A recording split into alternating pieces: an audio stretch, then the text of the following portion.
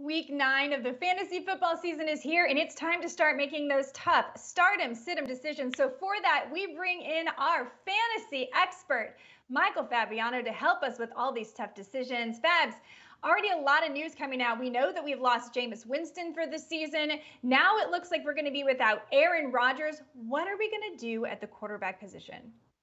Yeah, it's gotten a little thin. You've also got 4 teams on a bye. It's not exactly bye-mageddon, but I mean, still difficult to navigate. I'm definitely going to start Joe Burrow this week against the Cleveland Browns, who are a team in turmoil with the Odell Beckham Jr. situation. Burrow's been hot in recent weeks, 20-plus fantasy points in 3 straight games. During that time, he has 9 combined touchdown passes. I like him against the Browns. Their defense has allowed 11 touchdown passes and the second most fantasy points to quarterbacks over the last 4 weeks. I also like Tua Tagovailoa. Last week we said to sit him, and he had a bit of a stinker. This week he's got the Texans. You know what that means, Jen? Get him into your lineup. He had scored 21 plus fantasy points in the 2 previous games before last week in his 15.2 performance against the Buffalo Bills. But Houston defense, not good against quarterbacks. They've allowed 5 to score at least 19 fantasy points, including 4 who've gone over 20. So if you need a quarterback this week, go to Tua. Yeah, Houston defense absolutely terrible versus well, everything. The run, the pass, everything. Always start versus the Houston Texans. And here's the beautiful part. Tua is available on most waiver wires, so you can still grab him in about 70% of leagues. So go pick up Tua for sure to start on Sunday. But there's a few quarterbacks that you're definitely sitting.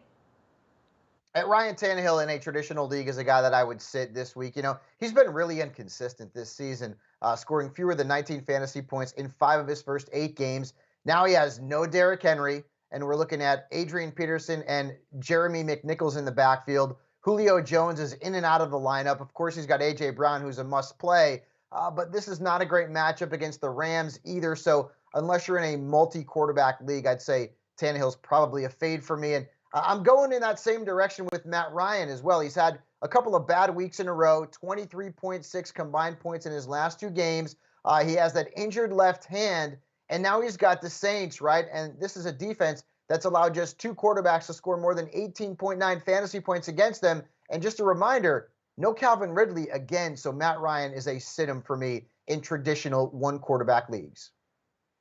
You're also sitting Justin Fields despite the rather encouraging performance he put up last week because he is facing the Steelers. So I completely agree with you there. For all of Fab's start-sit recommendations for every position, running back, wide receiver, tight end, defense, and even kicker, be sure to visit us at si.com/fantasy.